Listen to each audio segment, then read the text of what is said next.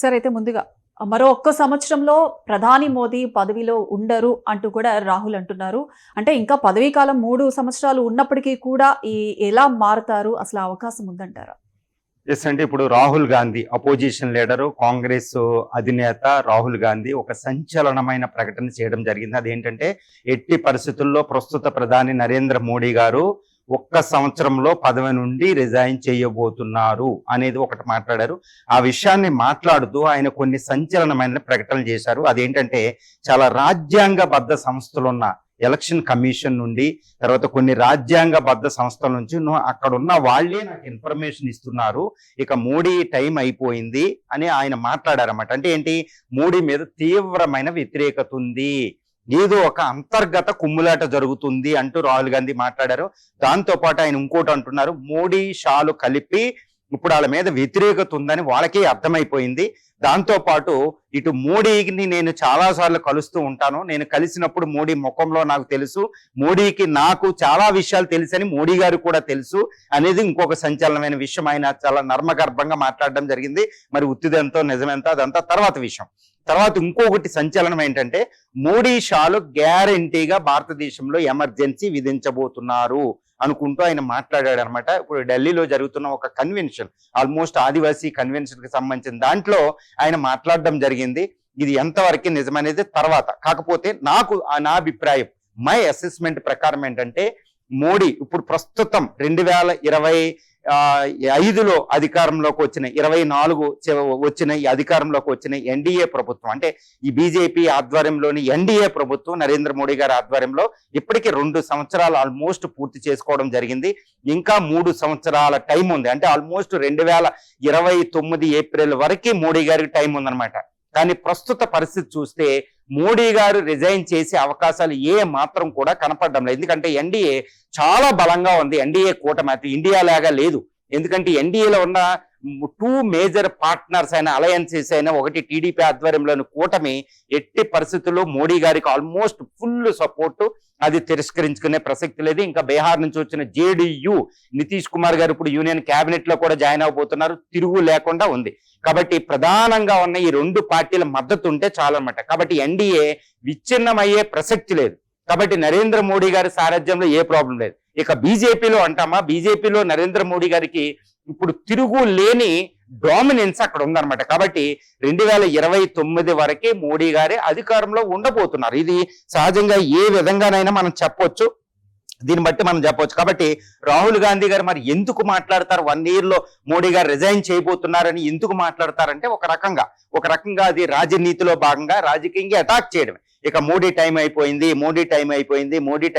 ఆయన అంటే బోరు కొడుతుంది దేశానికి, ఆయన వెళ్ళిపోబోతున్నారు, ఆయన మీద వ్యతిరేకత ఉంది అని యాంటీ ఇన్కంబెన్సీ ఓటుని ఆయన చూపిస్తున్నారన్నమాట. అందులో భాగం తప్పితే 2029 వరకు ఎన్డీఏని సారథ్యం వహిస్తున్న బీజేపీ, ఈ బీజేపీ అధినేతగా ఉన్న నరేంద్ర మోడీ గారు 2029 ఎన్నికల వరకు తిరుగు లేకుండా అధికారంలో ఉండబోతున్నారు. ఈ విషయంలో ఏమాత్రం సందేహం అవసరం లేదు. కానీ రాహుల్ గాంధీ గారు చెప్పేది ఏంటంటే, ఒక రాజకీయంగా ఇంకా ఆయన టైం అయిపోయిందని చెప్పడానికి మాత్రం తప్పితే వేరేది లేదు. తర్వాత రాహుల్ గాంధీ అంటున్న ఎమర్జెన్సీ ఒకటి గుర్తుపెట్టుకోవాలి. 2014లో అధికారంలోకి వచ్చిన నరేంద్ర మోడీ ప్రభుత్వం ఏంటంటే, ఇందిరాని ఎత్తి చూపుతారు, మీరు ఎమర్జెన్సీ, కాంగ్రెస్ అంటేనే ఎమర్జెన్సీ అని. ఇప్పుడు ఎమర్జెన్సీ పెట్టదు. కాకపోతే ఏదన్నా రాజ్యాంగబద్ధ సంస్థలను కాస్త ప్రక్షాళన చేసే విధంగా, లేకపోతే వాటిని సైడ్ లైన్ చేయడం, ఈ విధంగా చేయొచ్చు. కానీ ఎమర్జెన్సీ లెవెల్ దాకా బీజేపీ వెళ్ళదు. అవసరమైతే వాళ్ళు పదవులో వదిలేయచ్చు. మోడీ షాలు మాత్రం ఎమర్జెన్సీ పెట్టి రాజ్యాంగాన్ని పూర్తిగా పక్కన పెట్టి ఏ పని కూడా వాళ్ళు చెయ్యరు. ఎందుకంటే ఇందిరాకే ఆ పేరు వదిలేస్తారు తప్పితే చేయరు. కాబట్టి రాహుల్ గాంధీ అన్నట్టు ఎక్కడ ఎమర్జెన్సీ అనే ప్రశ్నే లేదు. మోడీ గారు నాయకత్వం 3 సంవత్సరాలు కూడా తప్పకుండా ఉండబోతుంది. సార్ అయితే మరి మోదీ నాయకత్వంలోనే ఇటు బీజేపీ, ఎన్డీఏలు 2029 లోక్సభ ఎన్నికలను ఫేస్ చేస్తున్నాయంటారు. ఎస్ అంటే ఇప్పుడు 100కి 100% 2029లో లోక్సభ ఎన్నికల్లో మళ్ళా నరేంద్ర మోడీ గారి సారథ్యంలోనే బీజేపీ ఎన్నికలకి వెళ్ళబోతుంది. అంటే బీజేపీ ఏంటంటే ఎన్డీఏ ఒకటి గుర్తుపెట్టుకోవాలి. 2014లో అధికారంలో బీజేపీ 303 సీట్లతో ఫుల్ మెజార్టీ వచ్చిన తర్వాత 2014 తర్వాత 2019 ఎన్నికల్లో 333 స్థానాలు సాధించి ఫుల్ మెజార్టీ వచ్చిన బీజేపీ ఒక్క సాహసం చేయలేదు. అదేంటంటే ఎన్డీఏ పార్ట్నర్స్ ని దూరం పెట్టకపోవడం. ఎందుకంటే ఏదో ఒక టైంలో మళ్ళా కొయిలేషను, ఒక సంకీర్ణ ప్రభుత్వం వస్తుందని దానికి తెలుసు. అదే 2024 ఎన్నికల్లో రిపీట్ అయింది. నా పార్ట్నర్స్ ని కాపాడుకోవడం వల్ల 2014, 2019లో పూర్తి స్థాయి మెజార్టీ వచ్చిన 272 మార్కు దాటిన ఎన్డీఏ పార్ట్నర్స్ ని కాపాడుకున్నారు కాబట్టి 2024లో అసలు ఏవి వెతుక్కోకుండా వాళ్ళే గవర్నమెంట్ ఫామ్ చేయగలిగారు. ఇప్పుడు కూడా 2029లో ఎన్డీఏ పార్ట్నర్స్ కి బీజేపీ సారథ్యంలో నరేంద్ర మోడీ గారి సారథ్యంలోనే ఎన్నికలకు వెళ్ళబోతున్నారు. ఇప్పటికీ face of the BJP, face of the NDA అంటే నరేంద్ర మోడీ గారే ఉంటారు. ఎందుకంటే ఒక గ్లోబల్ లీడర్ గా ఉండడం, తిరుగులేని ప్రజాదరణ నేతగా ఉండడం. కాకపోతే ఇక్కడ ఒకటి ఉందండి, 2029లో మోడీ నేతృత్వంలో ఎన్నికలకి వెళ్ళదు ఎన్డీఏ బీజేపీలో, కానీ న్యూ ప్రైమ్ మినిస్టర్ ఫేస్ అనేది డిక్లేర్ చేసే అవకాశం ఉంది. ఎందుకంటే ఒకటి గుర్తుపెట్టుకోవాలి, 2029 నాటికి ఇప్పుడు 75 సంవత్సరాలు నిండి 76లో చివరి వరకు వచ్చిన మోడీ గారికి ఎంత ఉండబోతుంది వయసు? ఆల్మోస్ట్ 78, 79 సంవత్సరాలు రాబోతుంది. ఒక కురు వృద్ధుడిగా ఉంటారు కాబట్టి అప్పటికే 3 టర్ములు పూర్తి చేసుకున్న ప్రధాని అవుతారు. గుర్తుపెట్టుకోవాలి, 15 సంవత్సరాల ప్రధానిగా ఉండే అవకాశం ఉంది. కాకపోతే అప్పటికే న్యూ ప్రైమ్ మినిస్టర్ ఫేస్ ని ఒకటి ఇంట్రడ్యూస్ చేయొచ్చు. తప్పనిసరిగా న్యూ ప్రైమ్ మినిస్టర్ ఫేస్ అనేది రాబోతుంది 2029లో. కాకపోతే బీజేపీని ఎలక్షన్ కి నేతృత్వం వహించేది ఆయనే. కాకపోతే కొత్త ప్రైమ్ మినిస్టర్ ఫేస్ ని అనౌన్స్ చేస్తారు. బీజేపీకి ఎన్డీఏ పార్ట్నర్స్ అందరూ కలిసి అది జరిగే అవకాశం ఉంది. అక్కడ Yogi Adityanath mostly new face గా ప్రకటించే అవకాశం అయితే 2029లో ఎన్నికల్లో మనకు ఉంది. సరే, అయితే ఇక 2029కి ముందే లోక్సభ ఎన్నికలు వచ్చే అవకాశం ఏమైనా ఉందా? ఏదండి, ఇట్స్ వెరీ ఇంపార్టెంట్ క్వశ్చన్. ఎందుకంటే ఇప్పుడు రాహుల్ గాంధీ గారు అంటున్నారు 1 సంవత్సరంలో మోడీ రిజైన్ చేయబోతున్నారని. ఇప్పుడు అక్కడ సంకీర్ణ ప్రభుత్వం నడుస్తుంది, 2 సంవత్సరాలు పూర్తి చేసుకుంది. ఇంకా 3 సంవత్సరాలు ఎన్డీఏ అధికారంలో అవకాశం ఉంది. లోక్సభ కాలం ఇంకా 3 సంవత్సరాలు ఉంది. మరి ఇలాంటి పరిస్థితుల్లో ముందే లోక్సభ ఎన్నికలు రాబోతున్నాయా అనేది మనం చాలా జాగ్రత్తగా చూడాలి. ఎందుకంటే నా అభిప్రాయం ప్రకారం 2029లో జరగాల్సిన లోక్సభ ఎన్నికలు ముందు జరగడానికి 70 to 80% ఛాన్స్ ఉంది. 70 to 80% ఛాన్స్ ఉంది.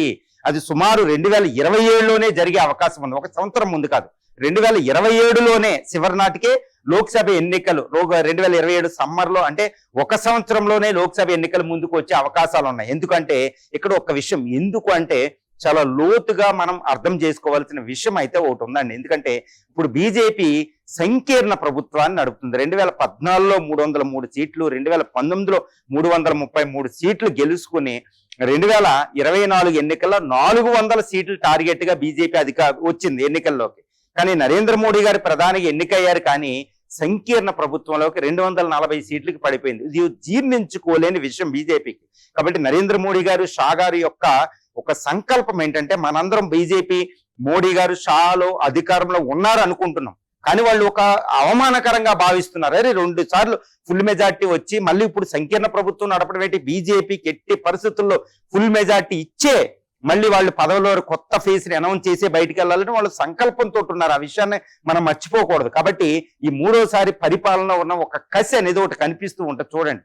కాబట్టి ఇప్పుడు 2029 వరకు వెయిటింగ్ చేస్తే అప్పటికి యాంటీ ఇన్కంబెన్సీ పెరిగే అవకాశం ఉంది. కాబట్టి అవకాశం ఇవ్వరు. తర్వాత మోడీ అంటే ఇప్పుడు దాకా బాగానే ఉంది, ఇంకా 3 సంవత్సరాలు అధికారంలో ఉంటే ఏమో వ్యతిరేక ఓటు రావచ్చు, ఇప్పుడు ఎల్నీనో రావచ్చు, ఈది రావచ్చు, యుద్ధాలు. సో వ్యతిరేకం వచ్చిందనుకుంటే ఆ పరిస్థితిలో చాలా ఘోరంగా ఉంటది. కాబట్టి ముందే ఎన్నికలు మంచిగా ఉన్నప్పుడు ఎన్నికలు పెడతారు ఎవరైనా. సో అదొకటి. రెండోది ఏంటంటే ఇండీ గ్రూప్ లో ఇప్పుడు రాహుల్ సారథ్యంలోని ఇండీ గ్రూప్ లో ఐక్యత లేదు. ఇంకా 3 సంవత్సరాలు అయితే వాళ్ళందరూ ఒకటైపోయి చాలా ఐక్యమత్యంగా చాలా బలంగా తయారవుతారు. వాళ్ళకి ఆ టైం అయితే ఇవ్వకూడదు. అది అత్యంత ప్రధాన కారణంగా నాకు తెలుస్తుంది. అందుకనే ఎట్టి పరిస్థితుల్లో 29 దాకా వెయిట్ చేసి ఇండీ గ్రూప్ అంతా ఐక్యంగా తయారయ్యి ఒక యునైటెడ్ ఫ్రంట్ గా బీజేపీని ఫేస్ చేసి ఎన్డీఏని ఫేస్ చేసే అవకాశం ఇవ్వకుండా ఇప్పుడు విచ్ఛిన్నమైపోయింది, బలహీనంగా ఉంది. కాంగ్రెస్ చూసినా, ఎన్డీఏ పార్ట్నర్ చూసినా, డిఎంకే అయినా, మమతా బెనర్జీ. ఇలాంటి టైంలో బీజేపీ ఎన్నికలకి వెళ్తే తిరుగు లేకుండా ఫుల్ మెజార్టీ వచ్చేది, బీజేపీకే ఫుల్ మెజార్టీ వద్దు. కాబట్టి నాకు తెలిసినంత వరకే, యాజ్ ఫార్ as మై assessment is concerned, this Lok Sabha elections are going to be conducted in 2027, not in 2029. Schedule ప్రకారం 2029లో కాకుండా 2027 ఈ సమ్మర్ లోనే లోక్సభ ఎన్నికలు వచ్చే అవకాశం ఉంది. దానికి అనుకూలంగానే దీనికి ఇలా పావులు కదిపిద్దనే బీజేపీ, ఎన్డీఏలు ఇప్పుడే రాహుల్ దాన్ని ప్రచారాన్ని ఎక్కువ చేయడం చూస్తున్నాం. ఇండీ గ్రూపుల యాప్ ఇవన్నీ కూడా ఒక వాళ్ళు కూడా ఎక్కువ పర్యటనలు ఇవి చేయడం మనం చూస్తున్నాం. అందువల్ల ఎట్టి పరిస్థితుల్లో 2027లోనే లోక్సభ నాకు తెలిసినంత వరకు 70 to 80% రాబోతున్నాయి. సార్, అయితే ఇక మీ దృష్టిలో బీజేపీ కొత్త ఎంపీ ఫేస్ ఎవరు కాబోతున్నారు, దట్టు మోడీ వారసులు ఎవరు కాబోతున్నారు మీరు అనుకుంటున్నారు? ఎస్ అండి, కొత్త BJP new face, new PM face ఎవరు ఉండబోతున్నారు? ఎందుకంటే మోడీ గారికి ఇప్పటికే 12 సంవత్సరాల అధికారంలో ఉండడం, ఇంకొక 3 సంవత్సరాలు ఆయన అధికారంలో ఉండే అవకాశం ఉంది. అప్పటికి ఆయన వయసు ఆల్మోస్ట్ 80కి దగ్గరలో వచ్చేస్తాయి అనమాట.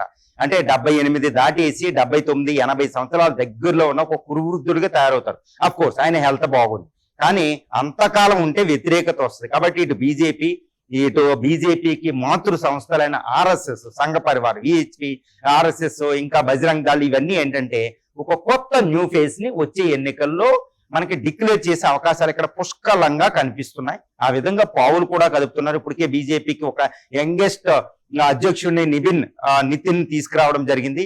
ఈ విధంగా ఒక కొత్త ఫేసు మోడీ వారసుని తీసుకొచ్చే అవకాశం ఉంది. మరి ఎవరిని తీసుకొస్తారు అంటే అరడజన మంది కాంపిటీషన్ ఉన్నారు ఇక్కడ. ఎందుకంటే మోడీ వారసత్వాన్ని ఫిల్ చేయడం అంటే అంత ఈజీ కాదు. ఎందుకంటే ఒక అద్భుతమైన నాయకత్వ పటిమ ఆయన ప్రదర్శించారు. బీజేపీ చరిత్రలోనే, సంఘ పరివార్ చరిత్రలోనే ఒక రాజకీయానికి ఒక అద్భుతం, వాజ్పేయి మించిన నాయకత్వాన్ని ఆయన ఇవ్వగలిగారు మోడీ షాలు. మరి మోడీకి వారసుడు ఎవరు ఉంటారు అంటే అరడజన పేర్లు ఇప్పుడు బీజేపీలో మనం చూసుకోవచ్చు అనమాట కాంపిటేటర్ గా. ముఖ్యంగా ఏంటంటే Yogi Adityanath the best competitor, వారసుడిగా ఈయన సక్సెసర్ గా రావచ్చు యోగి ఆదిత్యనాథ్. తర్వాత మహారాష్ట్ర చీఫ్ మినిస్టర్ ఫడ్నవీస్, అది కూడా మహారాష్ట్ర అంటే చాలా ఇంపార్టెంట్ అవ్వచ్చు. ఇటు సౌత్ కి దగ్గరలో ఉండడం వల్ల సౌత్ ని కూడా రిప్రజెంటేషన్ చేసినట్టు అవుద్ది. తర్వాత హేమంత్ బిశ్వాస్ అస్సాంలో 3వసారి చీఫ్ మినిస్టర్ అయిన ఆయన కూడా ఎక్కువ కాలం ఉండే అవకాశం ఉంది. కాబట్టి ఆయన కూడా ద బెస్ట్ కాంపిటేటర్ గా మనం చూడొచ్చు అనమాట. హిందూ ఫేస్ కూడా ఆయన ఉంటది. తర్వాత రాజ్నాథ్ సింగ్ ని కూడా మనం కాదనలేం, ఎందుకంటే UP is a very crucial. కొంచెం వృద్ధుడైన రాజ్నాథ్ సింగ్ ఇంకొకసారి ప్రధానిగా స్వీకరించడానికి కావాల్సిన వయసు, దృఢత్వం, హెల్త్ అన్ని ఉన్నాయి. తర్వాత జాట్ కి వర్గానికి చెందడం వల్ల ఇంకా నార్త్ ఇండియాలో తిరుగులేని నేత అవ్వచ్చు. ఆయన కూడా బెస్ట్ కాంపిటేటర్ 4. ఇక 5వది ఏంటంటే గడ్కారీ. ఈ గడ్కారీ నాగపూర్కి చెందిన ప్రాంతానికి చెందిన వ్యక్తి అవ్వడం వల్ల, తర్వాత చాలా కీలక పాత్ర ప్రభుత్వంలో ఉండడం, తర్వాత ఆర్ఎస్ఎస్ కి స్వయంగా చాలా దగ్గర సంబంధాలు ఆయనకు ఉన్నాయన్నమాట. అది నాగపూర్ ఆర్ఎస్ఎస్ హెడ్ క్వార్టర్. కాబట్టి ఆయనకి నితిన్ గడ్కరీ, అది మహారాష్ట్ర నుంచి. కాబట్టి ఆయన్ని కూడా ద బెస్ట్ కాంపిటేటర్ గా మనం చూడొచ్చు అనమాట. తర్వాత ఠాకూర్, హిమాచల్ ప్రదేశ్ నుంచి యంగెస్ట్ లీడర్ ఉంటారు. ఆయన కూడా మోడీ ఉన్న టైం నుంచి ఉంటారు. అలా కొత్త ఫేస్ ని తీసుకొచ్చి, యంగ్ కాబట్టి 2 దశాబ్దాల పాటు ఆయన ఉండే అవకాశం ఉంది. కాబట్టి అలాంటి కొత్త ఫేస్ ని సడన్ గా సెన్సేషనల్ గా తీసుకొచ్చిన ఆశ్చర్యం లేదనమాట. ఈ విధంగా 6 ప్రధానంగా నాకు తెలిసినంత వరకు మోడీకి వారసుడిగా ప్రకటించే అవకాశం ఉంది 6లో. కానీ నాకు తెలిసినంత వరకు యోగి ఆదిత్యనాథ్కి ప్రథమ ప్రాధాన్యత ఉండే అవకాశం ఉంది. ఎందుకంటే యూపీ చీఫ్ మినిస్టర్ గా ఆయన్ని తీర్చిదిద్దుతున్న విధానం, ఒక మీడియాలో ముందే, ఒక ప్రైమ్ మినిస్టర్ అవ్వబోయే ముందే ఒక ప్రైమ్ మినిస్టర్ ఉండవలసిన లక్షణాలన్నీ ఆయనలో పెంపొందిస్తూ ఉంటారన్నమాట, ఇన్కల్కేట్ చేస్తూ ఉంటారు. ఆ లక్షణాలు ఆయనలో ఉన్న విదేశీ పర్యటనలు ఏంటి, యూపీని ఒక మోడల్ ఆఫ్ డెవలప్మెంట్ గా చూపించడం. ఇప్పుడు జిఎస్టిపిలో 3వ స్థానంలో ఉంది. మహారాష్ట్ర, తమిళనాడు, యూపీ ఇప్పుడు ఏంటంటే 3వ ప్లేస్ లో ఉంటుంది జిఎస్టిపి క్వాంటం పరంగా. అభివృద్ధి పదం, ఈ బుల్డోజర్ రాజకీయాలు, ఇన్స్టాంట్ జడ్జిమెంట్లు ఇవ్వడం, తర్వాత ఈయన వస్తే ఎంత బాగుంటది. ఒక హిందూ ప్రతినిధి, ఒక సన్యాసి, ఫ్యామిలీ లేదు, బ్రహ్మచారి అనమాట. ఎందుకంటే బీజేపీలో ఆర్ఎస్ఎస్ ఎవరికి నాయకత్వం ఇస్తుంది అనేది ఒక చాలా జాగ్రత్తగా గమనించాలి. వాజ్పేయి ఫస్ట్ నేత బీజేపీ అధికారంలోకి వచ్చారు, ప్రధాని 6 సంవత్సరాలు చేశారు. ఆయన ఒక బ్రహ్మచారి. తర్వాత వచ్చిన మోడీ గారు కూడా ఆల్మోస్ట్ బ్రహ్మచారే, పెళ్ళైనా ఆయన ఫ్యామిలీని పక్కన పెట్టి దేశ సేవకు వచ్చిన వ్యక్తే. కాబట్టి ఆయన కూడా బ్రహ్మచారే. అంటే బీజేపీ ఆర్ఎస్ఎస్ ఏంటంటే బ్రహ్మచారికే మళ్ళీ ప్రధానమంత్రి పదవి ఇచ్చే అవకాశం ఉందనేది మనకు అర్థమైపోతుంది అక్కడ. సో యోగి ఆదిత్యనాథ్ బ్రహ్మచారి, సన్యాసి, ఆయనకంటూ ఫ్యామిలీ ఉండదు, కేవలం దేశ సేవ తప్పితే ఆయనకి ఏమీ ఉండదు. కాబట్టి అవినీతికి దూరం అనే ఒక ముద్ర, ఒక అద్భుతమైన పేరు బీజేపీ సంపాదించింది అక్కడ. బంధు ప్రీతి లేకపోవడం అనేది చాలా ప్రధానమైన విషయం అనమాట. కాబట్టి యోగి ఆదిత్యనాథ్కి ప్రధాన అవకాశం ఉంది. 50 సంవత్సరాల్లో ఆయన ఉన్నారు, ఆల్మోస్ట్ 54, 53. అంటే వచ్చే 3 డికేడ్స్ బీజేపీని ఆయన ముందుండి నడిపించే అవకాశం ఉంది. తర్వాత హిందూ నేత, హిందూ ఓట్ బ్యాంక్ పోలరైజేషన్ అనేది బీజేపీ లక్ష్యం అనమాట. ఆల్మోస్ట్ 80% ఉన్న హిందూ నేతకే ఓటేస్తే ఇప్పుడు బీజేపీ శాశ్వతంగా అధికారంలో ఉంటుంది. మరి ఆ మెసేజ్ ఇప్పటికీ పోలరైజేషన్ కంప్లీట్ కాలే, ఇంకా సెక్యులర్ అనే ఓట్ బ్యాంక్ ఎక్కువ ఉంది. కాబట్టి ఇటు యోగి ఆదిత్యనాథ్ వస్తే దాన్ని స్ట్రాంగ్ చేయొచ్చు అనమాట. కాబట్టి యోగి ఆదిత్యనాథ్కే పూర్తి అవకాశం ఉంది మోడీ వారసుడిగా అయ్యే అవకాశం అని ప్రస్తుత డైనమిక్స్ ఆఫ్ ది ఇప్పుడు బీజేపీ, ఆర్ఎస్ఎస్ వీళ్ళ మైండ్ సెట్, తర్వాత ఇప్పుడున్న పాలిటిక్స్ అన్ని, యూపీలో అయిన సారథ్యం అన్ని గమనిస్తే ఈ 6 మోడీ వారసత్వాన్ని పోటీ పడిన యోగి ఆదిత్యనాథ్కే ఎక్కువ ఉండే అవకాశం ఉంది. It's my assessment. సరే, అయితే వచ్చే లోక్సభ ఎన్నికల్లో బీజేపీకి ఫుల్ సపోర్ట్ వస్తుందా, లేక ఎన్డీఏ ఆధ్వర్యంలోనే సంకీర్ణ ప్రభుత్వం వచ్చే అవకాశం ఉందంటారు? ఎస్ అండి, ఇప్పుడు 2029లో మనకి లోక్సభ ఎన్నికలు జరగాల్సిన అవసరం ఉంది. ఇప్పుడు 2029 ఎన్నికల్లో ఇటు బీజేపీకి ఫుల్ మెజార్టీ వస్తుందా, లేకపోతే ఎన్డీఏతో కలిపి 272 మార్కు దాటుతుందా అనేది చాలా ఇంపార్టెంట్.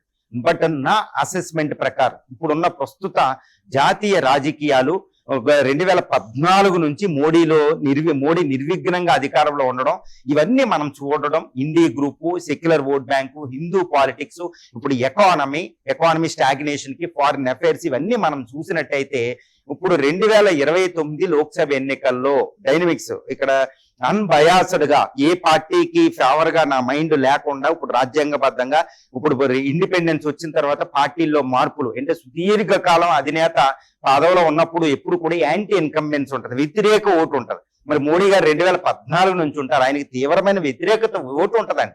దాన్ని క్యాష్ చేసుకోవడానికి ఇప్పుడు రాహుల్ గాంధీ చాలా ప్రయత్నాలు చేస్తున్నారు. మరి యాంటీ ఇన్కంబెన్సీని క్యాష్ చేస్తారా లేదని తర్వాత విషయం. కానీ యాంటీ ఇన్కంబెన్సీ మాత్రం చాలా చాలా స్ట్రాంగ్ గా ఉంది. అదేంటంటే 2024 జరిగిన ఎన్నికలే మనకి పూర్తి నిదర్శనం. 303 సీట్లు వచ్చి 2014లో పూర్తి మెజార్టీ సంపాదించిన బీజేపీ 2019లో ఉచ్చ స్థితికి వచ్చి 333 సీట్లు సంపాదించింది. కానీ 2024 జరిగిన ఎన్నికల్లో ఈవెన్ అయోధ్యలో కూడా బీజేపీ సీటు ఓడిపోయింది. రామాలయ నిర్మాణం 500 సంవత్సరాల తర్వాత నిర్మించిన తర్వాత కూడా. ఎందుకంటే యాంటీ ఇన్కంబెన్సీ ఓటు ఉంది. ఏది జరిగిన రాజనీతి అంటే 303 సీట్ల నుంచి ఒకేసారి ఆల్మోస్ట్ 90 సీట్లు తగ్గిపోయి 240కి పడిపోయింది. అప్పుడు అందుకనే ఎన్డీఏ పార్ట్నర్స్ ఒక కొయిలేషన్ గవర్నమెంట్ అంటే ఎంత జరిగిందంటే అప్పటికే యాంటీ ఇన్కంబెన్సీ చాలా స్ట్రాంగ్ గా ఉంది. కాకపోతే ఇండీ గ్రూప్ ఆధ్వర్యంలో కాంగ్రెస్, రాహుల్ గాంధీలు వాళ్ళు క్యాష్ చేయలేపారు, వాళ్ళు ఇన్కాపబిలిటీ. అందుకే బీజేపీ అధికారంలోకి వచ్చింది. ఒకవేళ రాహుల్ గాంధీ, ఇండీ గ్రూప్ పార్ట్నర్స్ చాలా స్ట్రాంగ్ గా ప్రయత్నం చేసి ఉంటే అప్పుడే రాహుల్ ప్రధాని అయ్యే అవకాశం ఉండేది. కానీ లేరు. పైగా పర్సనల్ గా బీజేపీకి యాంటీ ఇన్కంబెన్సీ తగిలింది, కానీ మోడీకి యాంటీ ఇన్కంబెన్సీ 2024 ఎన్నికల్లో రాలే. ఇక్కడ చాలా జాగ్రత్తగా గమనించాలి. దర్ ఇస్ ఎ సర్టిల్ లైన్, చాలా చిన్నని పొర ఉంటది. మోడీకి వ్యతిరేకత లేదు, కానీ బీజేపీకి వ్యతిరేకత ఉంది ఎన్డీఏ పార్ట్నర్స్. అందుకని 240కి తగ్గిపోయి 272 మార్కు దాటడానికి ఎన్డీఏ పార్ట్నర్ చంద్రబాబు నాయుడు గారు ఇటు నితీష్ కుమార్ మీద ఆధారపడి వచ్చింది. మరి 2029 పరిస్థితి ఏంటి? ఇప్పుడు మోడీ గారు కూడా కాస్త యాంటీ ఇన్కంబెన్సీ తగలబోతుంది. కాబట్టి 3 సార్లు వరుసగా ఉన్న ఎన్డీఏ బీజేపీకి పూర్తి స్థాయి మెజార్టీ వచ్చే అవకాశాలు లేవు. ఎందుకంటే ఇప్పుడు రాహుల్, ఇండీ గ్రూప్ ఇంకా స్ట్రాంగ్ గా లేకపోయినా వాళ్ళకి ఇంకా కొంచెం టైం ఉంది.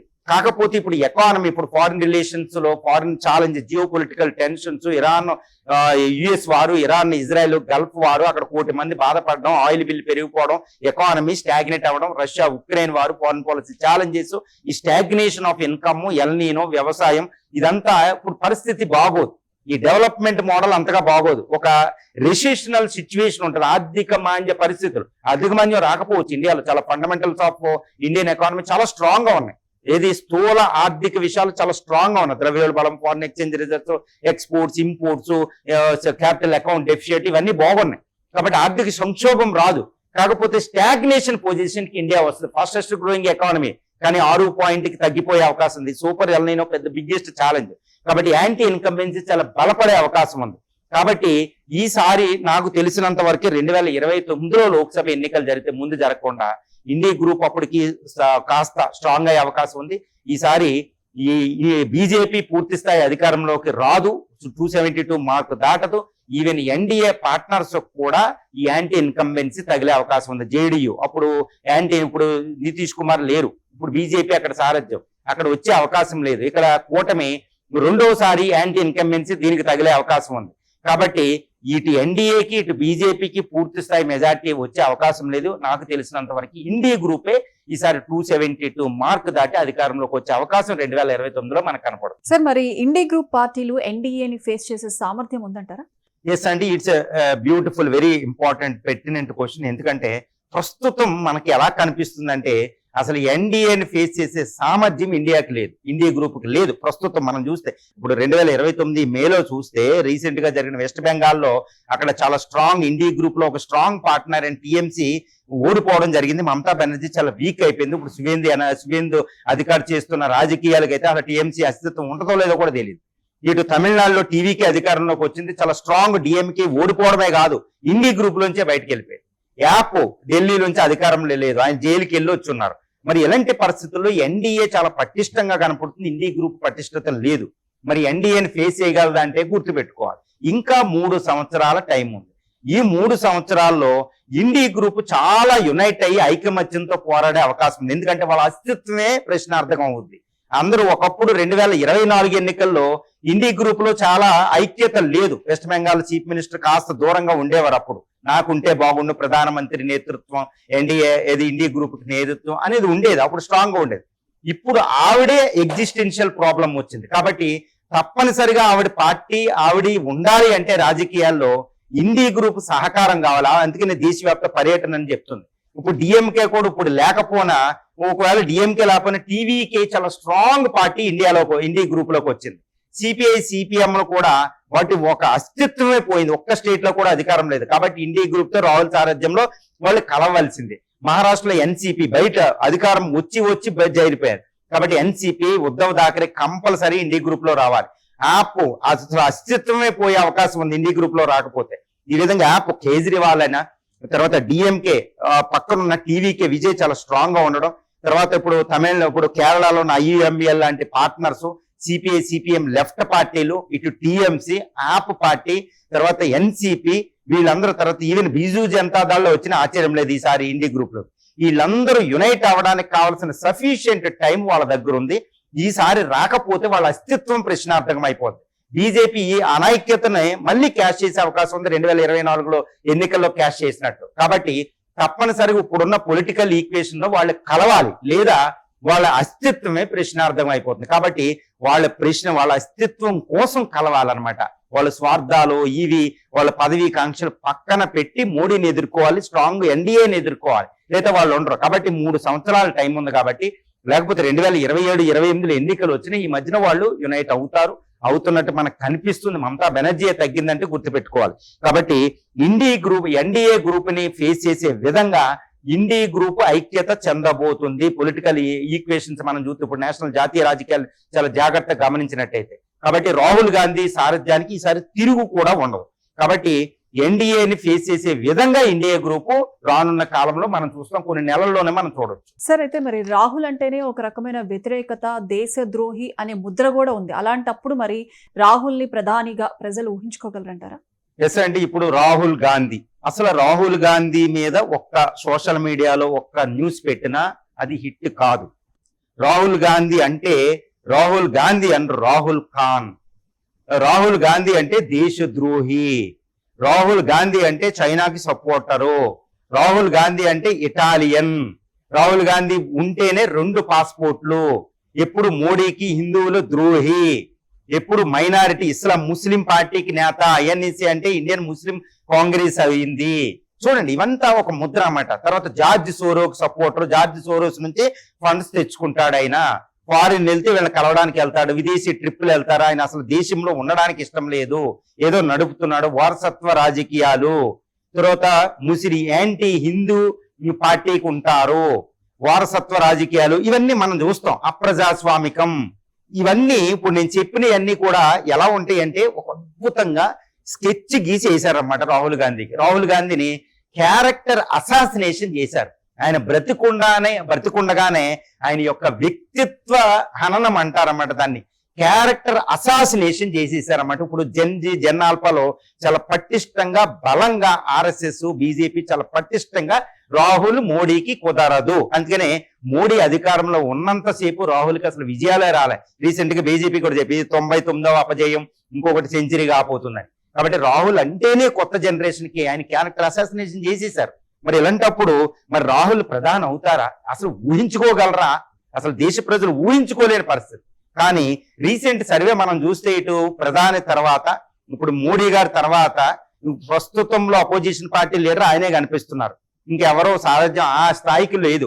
మమతా బెనర్జీ ఎవరికి లేదు. అంటే ఇటు మోడీ ఎన్డీఏలు ఓటమి చెందితే తర్వాత అయ్యేది రాహుల్ గాంధీ. ఒకవేళ యోగి ఆదిత్యనాథ్ గారికి చాలా పాపులారిటీ ఉంది, చాలా చక్కగా చేశారు ఆయన క్యారెక్టర్ అది. తర్వాత మోడీ గారి తర్వాత ఆయనకు ఉంది, తర్వాత రాహుల్ గాంధీ గారికి ఉంది, ఎంతో కొంత ఆయనకు ఉంది. ఇప్పటికీ రాహుల్ గాంధీని ఎంత క్యారెక్టర్ అసాసినేషన్ చేసినా ఇండియాలో ఒక్కటి గమనించాలి, మనం చాలా జాగ్రత్తగా గమనించాలి. ఈ సోషల్ మీడియా హైపు, ఈ యొక్క ప్రచారం, ప్రోపగండాను పక్కన పెట్టి సామాన్య ఓటర్ చాలా జాగ్రత్తగా ఆలోచిస్తారండి. ఆ రకంగా అతీతంగా మనం ఆలోచించగలిగితే రీసెంట్ కేరళలో జరిగిన ఎలక్షన్స్ ఒక కనువిప్పు. ఎందుకంటే బీజేపీ ఎప్పుడు ఏం చేస్తుందంటే రాహుల్ గాంధీని మొత్తం అన్ని క్యారెక్టర్ అసాసినేషన్ చేయించుకున్నాడు ఆయన. కానీ కాంగ్రెస్ బీజేపీ ట్రాప్ లో ఒక్క విషయంలో పడలేదు. అది ఒక్కటి గమనించాలి. ఏంటి అంటే ఇండియా అప్పుడు బీజేపీ ఆర్ఎస్ఎస్ ఎప్పుడు కూడా ఒకటి టార్గెట్ పెడతాయి. ఏంటంటే హిందూ ఓట్ బ్యాంక్ ఎక్కువ 80%. కాబట్టి హిందుత్వ అజెండాతో ఉన్న బీజేపీ పార్టీ హిందువుల పార్టీ అని ముద్ర వేసుకుని హిందువులంతా ఒకటవ్వాలంటే అది శాశ్వతంగా అధికారంలోకి ఉంటుంది. అది ఎప్పుడు దాని స్ట్రాటజీ ఉంటుంది వ్యూహంలో. కాంగ్రెస్ అందుకే ఏమంటారు, ఇది ముస్లింల పార్టీ, మైనారిటీల పార్టీ, ఇండియన్ నేషనల్ కాంగ్రెస్ కాదు ఇండియా ముస్లిం కాంగ్రెస్ అనుకుంటూ మాట్లాడతారు. కానీ రాహుల్ గాంధీ ఈ ఒక్క ట్రాప్ లో మాత్రం పడల. సెక్యులర్ పాలిటిక్స్ కి లిబరల్ డెమోక్రటిక్ పార్టీకి ఇండియా సారథ్యం వహిస్తుంది గాంధీ నెహ్రూలు పెట్టినట్టు. కాబట్టి ఆ ఒక్క విషయంలో మాత్రం జాగ్రత్తగా ఉంచుకున్నాడు. అందుకని కేరళలో బీజేపీ ఎంత ప్రయత్నించినా హిందూ ఓట్ బ్యాంక్ కోసం అక్కడ సక్సెస్ కాలేదు. సెక్యులర్ ఓట్ బ్యాంక్ బతికుంది ఇండియాలో అని చెప్పడానికి రీసెంట్ కేరళ ఎలక్షన్స్ నిదర్శనం. ఇటు బీజేపీ అస్సాంలో మరి హిందూ ఓట్ బ్యాంక్ ఎక్కువ పడింది కదా అంటే అక్కడ టీఎంసీకి వ్యతిరేకత కాంగ్రెస్ బలహీనంగా ఉండడం. కాబట్టి హిందువులు ఓట్ బ్యాంక్ ఏకమయ్యి బీజేపీ గెలిచిందని చెప్పలేం. మమతా బెనర్జీ 15 సంవత్సరాల యాంటీ ఇన్కంబెన్సీని బీజేపీ క్యాష్ చేసుకుంది. కానీ హిందువులంతా ఓటు వేశారని మాత్రం మనం చెప్పలేమండి. ఇప్పుడు కేరళ నిదర్శనం. ఈవెన్ తమిళనాడులో కూడా ద్రవిడియన్ పార్టీలను పక్కన పెట్టి బీజేపీ లాంటి వాటిని పక్కన పెట్టి తమిళియన్ ప్రజలు సెక్యులర్ ఓట్ బ్యాంక్ వేశారు, గుర్తుపెట్టుకోవాలి. కాబట్టి ఇండియాలో సెక్యులర్ ఓట్ బ్యాంక్ బ్రతికుంది.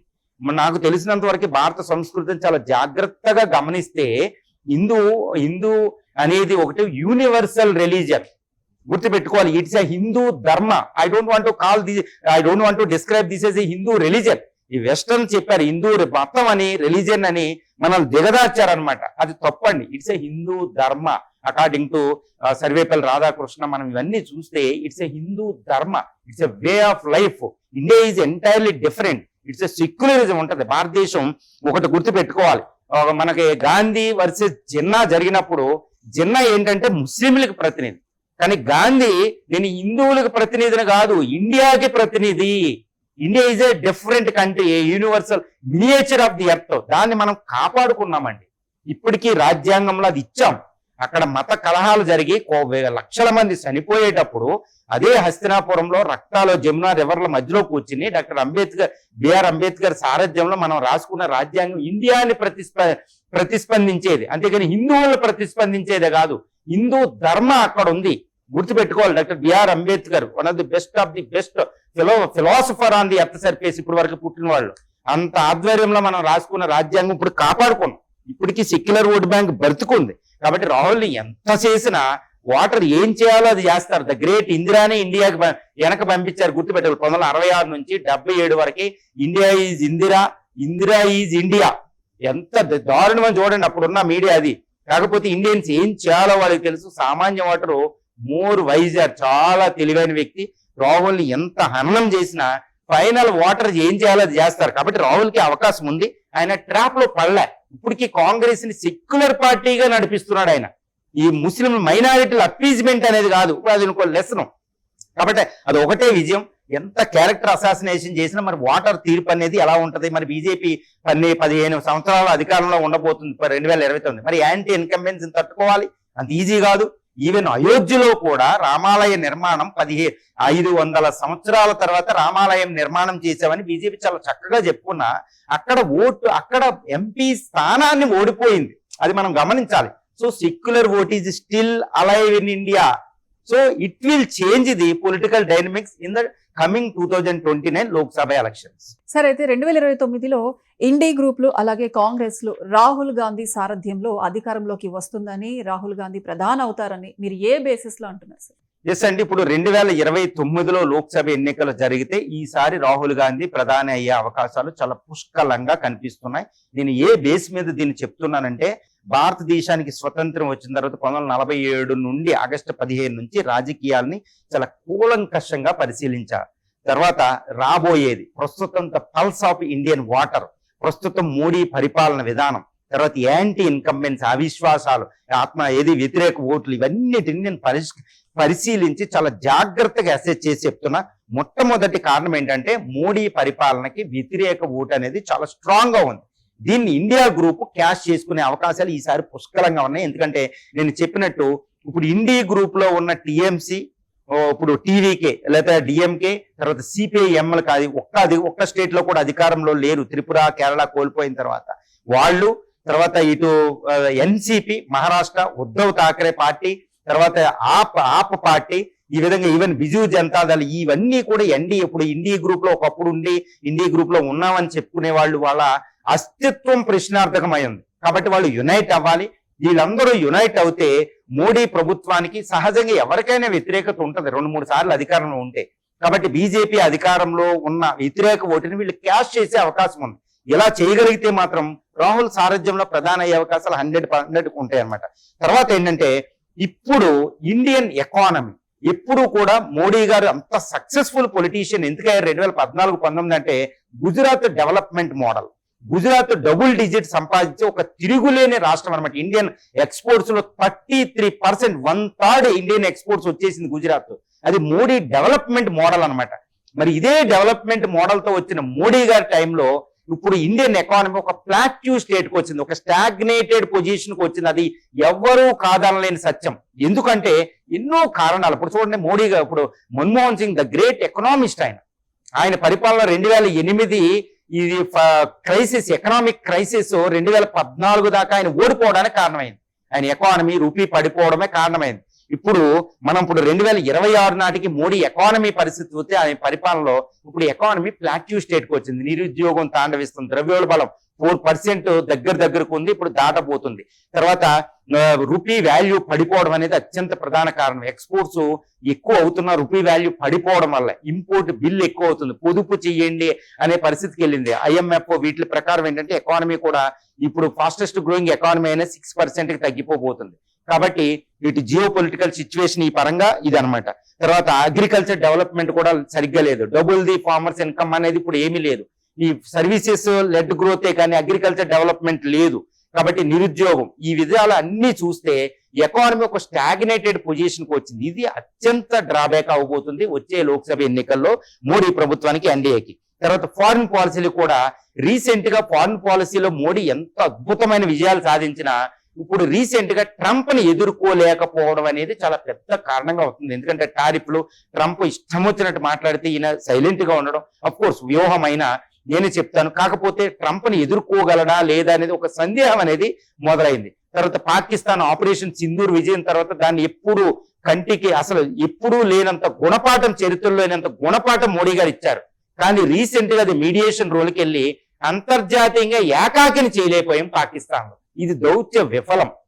తర్వాత చైనాని భారత్ ఎదుర్కొని ధీటుగా ఉన్న చైనాని దాటి మాత్రం భారత దౌత్య విధానం వీటిల్లో లేవు. ఇది మోడీ గారికి ఒక డ్రాబ్యాక్ అయ్యే అవకాశం ఉంది. తర్వాత సౌత్ ఏషియాలో బంగ్లాదేశ్ క్రైసిస్ అనేది 1 సంవత్సరం పాటు భారత దౌత్య విధానాన్ని ప్రశ్నించింది అనమాట. చాలా విపత్కర పరిస్థితుల్లో మనం పడ్డాం.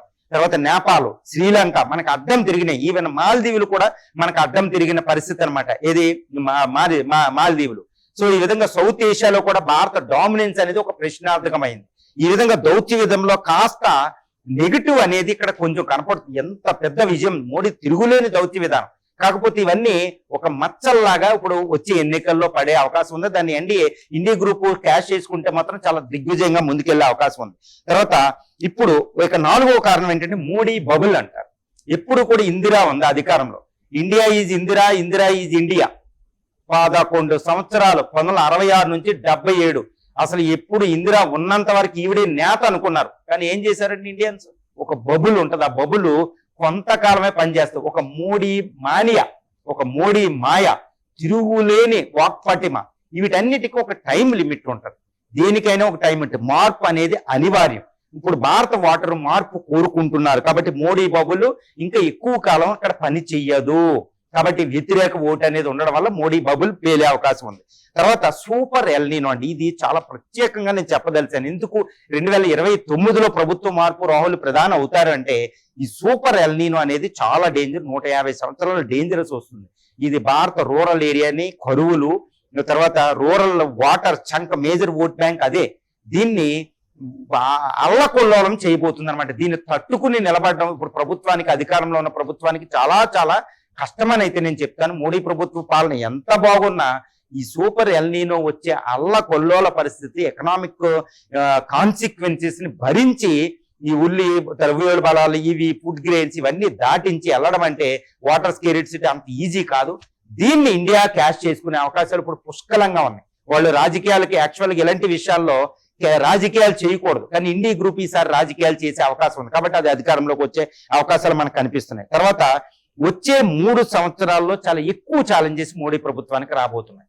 ఎందుకంటే ఇటు పాకిస్తాన్, చైనా నుంచి 2 ఫ్రంట్ వార్ అనేది ఒకటి, ఇటు ఇంకొక టెర్రరిస్ట్ అటాక్ అనేది అక్కడ పొంచి ఉండడం, మనం సింధు జలాలు ఆపేయడం వల్ల అక్కడ విపత్కర ఊపిరాడని పరిస్థితి. కాబట్టి పాకిస్తాన్ ఏదో ఒకటి చేస్తా, అక్కడ ఛాలెంజెస్ వచ్చే ఉంది. దౌత్య విధానంలో బంగ్లాదేశ్ ఛాలెంజ్ ఇంకా ముగిసిపోవాలి, ఇక మాల్దీవులు ఇవన్నీ ఎలాగే ఉన్నాయి. తర్వాత జియో పొలిటికల్ టెన్షన్స్ వచ్చే 3 సంవత్సరాలు యుద్ధాలమయంగా ఉండే అవకాశం ఉంది. మిడిల్ ఈస్ట్ లో ఇంకా ఉంది. తర్వాత ఆయిల్ క్రైసిస్ ఇంకా సివియర్ అయ్యే అవకాశం ఉంది. ఇండియన్ ఎకనామీ గ్రోత్ ఫీడ్ అవ్వాలంటే ప్రపంచ శాంతియుత వాతావరణం, కానీ అది ఉండే అవకాశం లేదు. రష్యా ఉక్రెయిన్ సైలెంట్ అయినా అది చాలా పెద్ద ప్రమాదంగా ఉంది. చైనా ఇంకా అసెప్టివ్ గా తైవాన్ వార్ జరిగే గ్యారంటీ 2027 ఎండింగ్ కి తైవాన్ వార్ జరిగే అవకాశం ఉంది. కాబట్టి దౌత్య పరంగా, ఇటు ఎకనామీ పరంగా, ఇటు క్లైమేట్ పరంగా వచ్చే 3 సంవత్సరాలు ఒక బిగ్గెస్ట్ ఛాలెంజ్ అవబోతుంది మోడీ గారికి. ఇవి ఇటు ఇండియా గ్రూప్ కి ఒక వరంగా మారిపోయే అవకాశం ఉంది. ఇప్పుడు వ్యతిరేక ఓటుకి దీది తోడవబోతుంది అనమాట. అందుకే నేను చెప్పబదలిసింది. తర్వాత ఇంకోటి ఏంటంటే, ఇప్పటికీ మైనారిటీ ఓట్ బ్యాంకు అనేది ఒక స్ట్రాంగ్ గా వ్యతిరేకంగా ఉంది. తర్వాత సెక్యులర్ ఓట్ బ్యాంక్ స్ట్రాంగ్ గా ఉంది. ఇక్కడ BJP Hindu vote bank polarization విజయంలో ఇంకా విజయం సాధించాల. హిందువులందరి ఓట్ బ్యాంక్ బీజేపీకి వచ్చేటట్టు చేయడంలో ఇప్పటికీ కూడా సక్సెస్ అవ్వాలి. అందుకని కేరళలో ఓడిపోవడం, లేకపోతే కేరళలో తిరుగులేని మెజారిటీ రావాలి బీజేపీకి. ఈ తమిళనాడులో కూడా ఓట్ బ్యాంక్ రావాలి, కానీ అక్కడ రాలే. అంటే ఏంటి, ఇండియాలో minority vote bank, secular vote bank ముఖ్యంగా బ్రతికే ఉంది. కాబట్టి అది బీజేపీకి వ్యతిరేకంగా ఓటేసే అవకాశం ఉంది. తర్వాత కాన్స్టిట్యూషనలిస్ట్ ఆందోళన. ఇప్పుడు రాహుల్ గాంధీ గారు అంటారన్నమాట, జై బాపు, జై సంవిధాన్ అనుకుంటూ మనం చూస్తూ ఉంటాం. ఇక్కడ కాన్స్టిట్యూషనల్ ప్రక్షాళన, రాజ్యాంగ సంస్థల ప్రక్షాళన వాటి నాశనం చేస్తున్నారు. హిందుత్వ ఐడియాలజీ పెరిగిపోతుంది. జిహాదిస్టులు ఇప్పుడు బీజేపీ, ఆర్ఎస్ఎస్ ఎంతైతే ప్రోపగండా చేస్తున్నారో కాంగ్రెస్ సారథ్యంలో వీళ్ళు కూడా అదే విధంగా ప్రోపగండా చేస్తున్నారు. కాకపోతే ఈ ప్రోపగండా ఇప్పుడు కాంగ్రెస్ కాస్త ఈ యాంటీ ఇన్కంబెన్సీ విషయంలో దీనికి బలం అయ్యే అవకాశం ఉంది. Secular vote bank, minority vote bank వీళ్ళంతా యునైట్ అయ్యే అవకాశాలు ఉన్నాయి. కాబట్టి ఇటు మార్పు అనేది అనివార్యం అనమాట. తర్వాత ఇండియా గ్రూప్ యునైట్, ఇంకా 3 సంవత్సరాల టైం ఉంది. కాబట్టి ఇండియా గ్రూప్ అస్తిత్వం కోసమైనా వాళ్ళు యునైట్ అవ్వాలి. ఇది బీజేపీ ఎన్డీఏకి చాలా సీరియస్ కాంపిటీషన్ ఇవ్వబోతుంది. కాబట్టి వాళ్ళు చాలా జాగ్రత్తగా 272 మార్కు దాటే అవకాశాలు ఉన్నాయి. మనం చూస్తాం 240 బీజేపీకి వచ్చిన కాంగ్రెస్ మళ్ళీ 100 దాకా వచ్చి తిరుగు లేకుండా ఇంకా అధికారం ఎవరైనా సపోర్ట్ చేస్తే ఇటు టీడీపీయో, నితీష్ కుమార్ అటు మానేసి ఇటు సపోర్ట్ చేస్తే వాళ్ళు అప్పుడే అధికారంలోకి వద్దురు. కాబట్టి ఇటు ఎన్డీఏకి బదులు ఇండియా గ్రూప్ అధికారంలోకి ఈసారి అయితే వచ్చే అవకాశాలు ఉన్నాయని తెలుస్తుంది. తర్వాత ఇంకొక విషయం ఏంటంటే, ఇప్పుడు వచ్చే ఎన్నికల్లో ఇక్కడ మోడీ వర్సెస్ రాహుల్ కాదండి, రాహుల్ వర్సెస్ యోగి ఆదిత్యనాథ్ అవుతారు. కాబట్టి ఈ రాహుల్ వర్సెస్ యోగి ఆదిత్యనాథ్ అవుతే ఇప్పుడు దాకా చాలా రాజకీయాలు చేస్తున్న యోగి కంటే పెద్దగా ప్రజాదరణలో ఎక్కువ లేకపోయినా ఈ రాహుల్ గాంధీకి ఎక్కువ అవకాశాలు ఉన్నాయి. ఎందుకంటే మోడీ వర్సెస్ రాహుల్ అయితే అసలు రాహుల్ విజయం సాధించడం చాలా కష్టమే, ఎందుకంటే మోడీ ప్రజాదరణ అలా ఉంటది. కానీ మోడీ వారసుడిగా యోగి ఆదిత్య వచ్చి 2029 ఎన్నికలు జరగబోతున్నాయి. అక్కడే మళ్ళీ మోడీ ప్రధాని బీజేపీ ప్రకటించదు, అంత వృద్ధుడు అయిన తర్వాత కొత్త ఫేజ్. కాబట్టి మోడీ రాహుల్ వర్సెస్ యోగి ఆదిత్యనాథ్ అవబోతుంది, అది కొత్త ఫేస్ అనమాట. అక్కడ రాహుల్కి అవకాశం ఉందన్నమాట. ఎందుకంటే ఆయన హిందూ ప్రతినిధిగా చూస్తారు, ఈయనకి అన్నిటిని ఏకం చేసి అన్ని పొలిటికల్ పార్టీలు ఆయన సపోర్ట్ చేసే అవకాశం ఉంది. ఎందుకంటే ఒక్కసారి యోగి ఆదిత్యనాథ్ అధికారంలోకి వచ్చాడనుక ఆయన ఉంటాడు. కాబట్టి ఇండియా గ్రూపు వర్గాలు చాలా ప్రాణం పెట్టి పోరాడబోతున్నాయి. కాబట్టి తర్వాత పీపుల్ చాలా ముఖ్యం. లాస్ట్ బట్ నాట్ లీస్ట్ ఏంటంటే, పీపుల్ కూడా ఒక రకమైన మార్పును కోరుకుంటారు. ఎప్పుడైనా చూడండి, అదే యాంటీ ఇన్కంబెన్సీ వ్యతిరేక ఓటు అంటారు. ఇప్పుడు మోడీ తిరుగులేని నేత, మోడీ ప్రజాదరణ బాగుంది, కానీ 15 సంవత్సరాల పాటు మోడీ పరిపాలన చూడబోతున్నారు 2029కి. కాబట్టి కొత్త మార్పు, ఒక్కసారి రాహుల్కి అవకాశం ఇద్దాం. ఇప్పుడు మన పాలిటిక్స్ లో ఉంటాయి అనమాట, ఒక్కసారి నాకు ఛాన్స్ ఇవ్వండి అనేది ఎప్పుడు సక్సెస్ అవుతూ ఉంటారు. రాహుల్ కూడా అడుగుతారు, ఒక్కసారి నాకు అవకాశం ఇవ్వండి అంటారు దేశంలో ఇప్పుడు ఆయన. కాబట్టి ఒక్కసారి రాహుల్కి ఇచ్చి చూద్దాం మరి ఎలా ఉంటుందో అన్నట్టు రాహుల్ ఆధ్వర్యంలో రాహుల్ గాంధీ కాంగ్రెస్ ప్రధాని నేతృత్వం అంటే 2029లో ఎట్టి పరిస్థితుల్లో రాహుల్ గాంధీ గారు ప్రధాని అవుతున్నారు. ఇది దేశంలో 1947 ఆగస్టు 15 నుంచి రాజకీయ పరిస్థితుల్ని ఇప్పుడు డైనమిక్స్, పీపుల్ పల్స్ ఒకటి, ఇవన్నిటినీ నేను secular vote bank, Hindu politics, Hindutva, Congress anti assassin character assassination, Hindu తర్వాత ఎకనామిక్ స్టాగ్నేషన్, ఈ సూపర్ అల్ని వీటన్నిటినీ కలెక్టివ్ గా అసెస్ చేసి నేను చెప్తున్నా 2029లో మార్పు అనివార్యం. మోడీ గారి వారసుడిగా యోగి ఆదిత్యనాథ్ వచ్చిన రాహుల్ గాంధీ గారి ఆధ్వర్యంలో ఇండీ గ్రూప్ అధికారంలోకి రాబోతుంది అనేది నేను చెప్పగలుగుతాను. సరే, అయితే ఈ మోడీ పాలన చేసిన ఈ దశాబ్ద కాలం పాటు కూడా ఒక వృధా కాలమే అంటూ కూడా ఈ వాదన విపక్షాల నుంచి వినిపిస్తోంది. ఇందులో వాస్తవం ఎంత సార్, మీరేమంటారు? ఎస్ అండి, ఇప్పుడు మోడీ పరిపాలన ఇప్పుడు అంతకు ముందున్న మన్మోహన్ సింగ్ పరిపాలనతో పోలిస్తే, అంటే 2004 నుంచి 2014 వరకు 10 సంవత్సరాలు మన్మోహన్ పాలనతో పోలిస్తే ఇప్పుడు గత 12 సంవత్సరాల అధికారంలో ఉన్న మోడీ పాలన అంత బాగోదు అంటారనమాట. కానీ పరిపాలన అంటే కేవలం ఎకానమీ పర్స్పెక్టివ్ గానే మనం చూడకూడదు. భారతదేశాన్ని ఒక అద్భుతమైన సజీవ సంస్కృతి అనమాట. అంటే 10,000 సంవత్సరాల నుంచి ఒక సజీవ సంస్కృతి, తిరుగులేని సంస్కృతి, ఒక అద్భుతమైన దేశం. ప్రపంచంలో ఇంతటి దేశం, ఇంత డెప్త్ ఉన్న దేశం, యూనిటీ అండ్ డైవర్సిటీ ఎవరు ఉండరు. మరి ఈ దేశాన్ని పరిపాలించే వాళ్ళని అంత లోతుగా మనం చూడాలి. నా దృష్టిలో ఏంటంటే మోడీ పాలన అనేది ఒక అద్భుతం.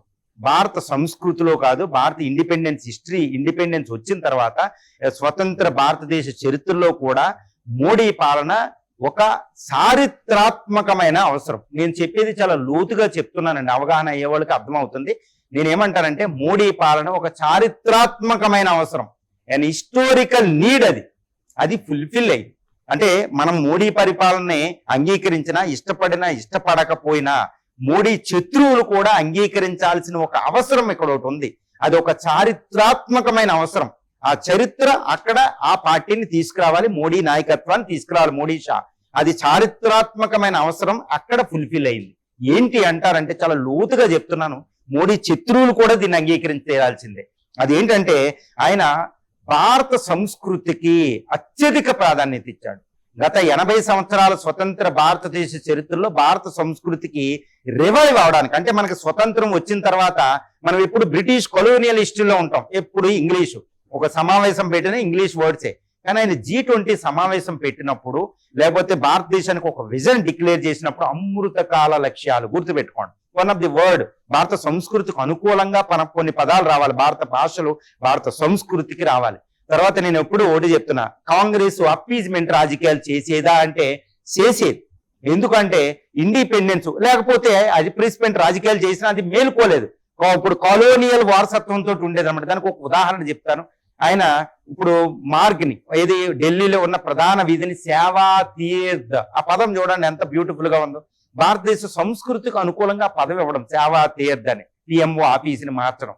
తర్వాత అండమాన్ అండ్ నికోబార్ ఐలాండ్స్ లో ఝాన్సీ లక్ష్మీబాయిని చంపిని, మన ఇండియన్ ఫ్రీడమ్ లీడర్లను చంపిన నానాసాహెబ్ తాంతియా తోపులను చంపిన 1857 తిరుగుబాటులో వాళ్ళ హగ్గ రోజు లాంటి వాళ్ళ పేర్లు దానికి అవసరం అండి. అండమాన్ నికోబార్ దీవుల్లో ఉన్న ఆ యొక్క భారత శత్రువులు, భారతదేశాన్ని అణిచివేసిన సైనిక అధికారుల పేర్లు తీసి ఆయన సుభాష్ చంద్రబోస్ పేరు మీద, లక్ష్మీబాయి పేరు మీద ఐలాండ్స్ పెట్టారు. ఇది మరి ఇప్పుడు దాకా కాంగ్రెస్ గుర్తు పెట్టుకోలేదా? లేకపోతే నిద్రపోయి ఉండొచ్చు, లేకపోతే అప్పీజ్మెంట్ ఏదైనా అవ్వచ్చు. కానీ బీజేపీ అధికారంలోకి వచ్చాక, మోడీ గారు వచ్చిన తర్వాత భారత సంస్కృతికి ప్రాధాన్యత ఇచ్చారు, సంస్కృతికి మళ్ళీ ఇన్వోక్ చేశారు అనడానికి ఒక నిదర్శనం. తర్వాత విశ్వగురు, యోగా చూసుకోండి. మనకి సంస్కృతికి రివైవ్ అవ్వడం అంటే అంత ఈజీ కాదనమాట.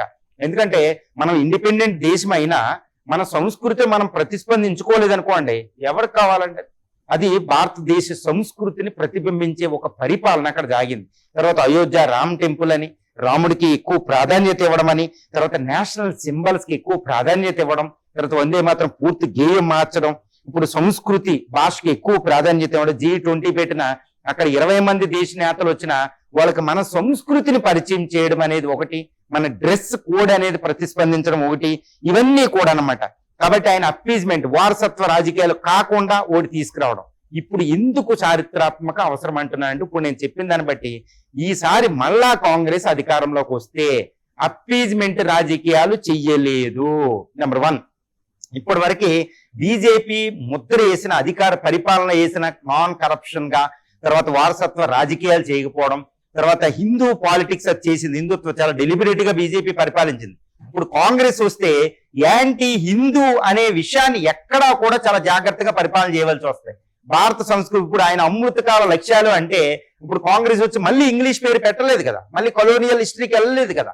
ఇప్పుడు సుభాష్ చంద్రబోస్ పేరు మీద హగ్రోజ్ పేరు తీసి సుభాష్ చంద్రబోస్ పేరు మీద పెట్టారు కొన్ని ఐలాండ్, సుభాష్ ఐలాండ్ ఇవన్నీ, మళ్ళీ వీటి పేర్లు మార్చలేదు కదా. కాబట్టి కాంగ్రెస్ ఈసారి అధికారంలోకి వచ్చే ఒళ్ళు దగ్గర పెట్టుకుని అప్పీజ్మెంట్ రాజకీయాలు చేయలేదన్నమాట. ఇన్ని భారత సంస్కృతికి అత్యధిక ప్రాధాన్యత ఇచ్చి మేము బీజేపీలాగా మేము కూడా పరిపాలించగలుగుతామని. ఎందుకంటే 1980లో రాజీవ్ గాంధీ మొట్టమొదటి అయోధ్య సమస్యకి కారణమయ్యారు. ఎందుకంటే అయోధ్య రామ్ టెంపుల్ ని హిందువులకి ఓపెన్ చేసింది ఆయన, అక్కడే బీజేపీ పట్టుకుంది. మరి అలాంటి అప్పీజ్మెంట్ రాజకీయాలు అంటారు. అలాంటి ఈసారి మళ్ళీ అదే రాజీవ్ గాంధీ రామాయణానికి పర్మిషన్ ఇవ్వడం కూడా ఒక గుడ్ మార్పేనమాట, అది మనం గుర్తుపెట్టుకోవాలి. కాబట్టి ఈసారి కాంగ్రెస్ బీజేపీ అధికారంలోకి వెళ్ళిన తర్వాత బీజేపీ పెట్టిన కొన్ని వారసత్వాల భారత సంస్కృతికి సంబంధించిన కొన్ని వారసత్వాలని ఇప్పుడు కాంగ్రెస్ విస్మరించజాలదు. భారత సంస్కృతికి అనుకూలంగా భారత పరిపాలన, యాంటీ కొలోనియలిజం లేకుండా కాంగ్రెస్ పరిపాలించవలసి వస్తుంది. కాబట్టి ఇది ఒక చారిత్రాత్మకమైన నీడ్ అంటాను. బీజేపీ పాలన అది వేస్ట్ కాదండి, ఒక చారిత్రాత్మకమైన అవసరంగా నేను పరిగణిస్తానన్నమాట. మీరు చెప్పినట్లుగా 2029లో కాంగ్రెస్ కనుక అధికారంలోకి వస్తే మళ్ళీ 2034లో కూడా అధికారంలోకి రాగలదంటారా? ఎస్ అండి, ఇది వెరీ ఇంపార్టెంట్. నేను ఒకటే చెప్తున్నా, 2029లో 100% రాహుల్ గాంధీ గారు ప్రధాని అయ్యే అవకాశం ఉంది. ఎందుకంటే మోడీ గారికి వృద్ధు అవడం కొత్త ఫేసు, ఆ కొత్త ఫేస్ ఎవరైనా రాహుల్ ని తట్టుకోవడానికి అంత ఆస్కారం లేదు. ఇండి గ్రూపులు సారథ్యం, యాంటీ ఇన్కంబెన్సీ, ఈ యొక్క పరిపాలనలో ఛాలెంజెస్, విదేశీ ఇవన్నీ ఛాలెంజెస్ అనమాట. కాబట్టి వాటర్ కూడా 15 సంవత్సరాలు పరిపాలించింది బీజేపీ, కొత్త వాళ్ళకు అవకాశం ఇద్దామని కాంగ్రెస్ కి అవకాశం ఇచ్చే విధంగా ఉంది. కాబట్టి కాంగ్రెస్ అధికారంలో రావడానికి ఎక్కువ పుష్కలంగా అవకాశాలు ఉన్నాయి. అది 2024 ఎన్నికల్లో మనకు రూఢి అయిపోయింది. ఇప్పుడు కాంగ్రెస్ 2029 రాహుల్ గాంధీ గారి సారథ్యంలో, అంటే ఇండి గ్రూపే, కాంగ్రెస్ ఒంటరిగా అధికారంలోకి వచ్చే ఛాన్స్ అయితే లేదు. ఇండి గ్రూప్ అందరితో కలిపి ఒక సంకీర్ణ ప్రభుత్వం ద్వారానే కాంగ్రెస్ ప్రధాని అయ్యే అవకాశం ఉంది రాహుల్ గాంధీ గారు. మరి అయిన తర్వాత 2029 నుంచి 34 వరకు ఆయన పరిపాలించిన తర్వాత 34లో మళ్ళీ అధికారం నిలబెట్టుకోగలరా అంటే నాకు తెలిసినంత వరకు నిలబెట్టుకోవడం చాలా కష్టం. ఎందుకంటే ఇండి గ్రూపులు అధికారంలోకి వస్తాయి బీజేపీని తట్టుకోలేక అస్తిత్వం కోసం, కానీ మళ్ళీ వాళ్ళు లోపల మొదలవుతాయి. ఇప్పుడు బీజేపీ అంత స్ట్రాంగ్ గా కాంగ్రెస్ పార్టీ లేదు, అది మనం చాలా జాగ్రత్తగా గమనించాలి. కాబట్టి కాంగ్రెస్ ఒంటరిగా బీజేపీ లాగా ఆధిపత్యాన్ని ఇప్పుడు ఇండి గ్రూప్ లో ప్రదర్శించలేదు. కాబట్టి రాహుల్ ప్రధాని అవుతారు, కానీ ఇప్పుడు ఎన్డీఏ గ్రూప్ లో ప్రధాని మోడీ అయిన అంత స్ట్రాంగ్ గా రాహుల్ ఉండరు. కాబట్టి ఇండి గ్రూప్ లో పార్ట్నర్లు ఎప్పుడు కొట్టుకోవడం ఇవన్నీ ఉంటది. కాబట్టి పరిపాలన అంత సవ్యంగా అయ్యే అవకాశం లేదు. కాబట్టి 5 సంవత్సరాలు పూర్తిగా అధికారంలో 100% ఉంటారు. ఎందుకంటే కోయిలేషన్ పాలిటిక్స్ లో ఇండియా చాలా మెచ్యూరిటీ వచ్చేసింది. ఇప్పుడు ఒకప్పుడు కోయిలేషన్ 1989 2014 మధ్యలో 20 సంవత్సరాల కోయిలేషన్ కాదండి, ఇప్పుడు కోయిలేషన్ 2.0 నడుస్తుంది ఇప్పుడు ఇది మోడీ గారి ఆధ్వర్యంలో. కాబట్టి 5 సంవత్సరాలు 2029 నుంచి 34 వరకు రాహుల్ గాంధీ గారు ప్రధానిగా ఉంటారు. కానీ 2034 నాటికి మళ్ళా బీజేపీ మళ్ళా తెమ్ములుకొని యోగి ఆదిత్యనాథ్ గారు మాక్సిమం ఉండే అవకాశం ఉంది. యోగి ఆదిత్యనాథ్ మళ్ళీ ప్రధాని 2034లో అవుతారు. ఎందుకంటే కాంగ్రెస్ 5 సంవత్సరాల తర్వాత మళ్ళీ ఒంటరిగా దాన్ని నిలబెట్టుకునే అవకాశం ఇండి గ్రూప్ కి లేదు. కాబట్టి 2034 ఎన్నికల్లో 29లో ప్రధానిగా ఇటు ఇండి గ్రూప్ నుంచి రాహుల్ గాంధీ గారు అవుతే 34 వరకు ఉండి 34లో మళ్ళా బీజేపీకి అధికారం కోల్పోబోతుంది అనేది వచ్చే ఒక దశాబ్ద మొత్తం పాలిటిక్స్ జాతీయ రాజకీయాలు చాలా జాగ్రత్తగా అన్ని డైమెన్షన్ లో అన్బయాస్ నిష్పక్షపాతంగా మనం చూసినట్టయితే, తర్వాత ప్రజలు కూడా మార్పు కోరుకోవడం అనేది ఒకటి చూస్తే మనకి అనివార్యంగా కనిపిస్తుంది. 29లో రాహుల్ ప్రధాని, 34 వరకు ఉంటారు. 34లో మళ్ళా యోగి ఆదిత్యనాథ్ బీజేపీకి అధికారం కోల్పోతారు.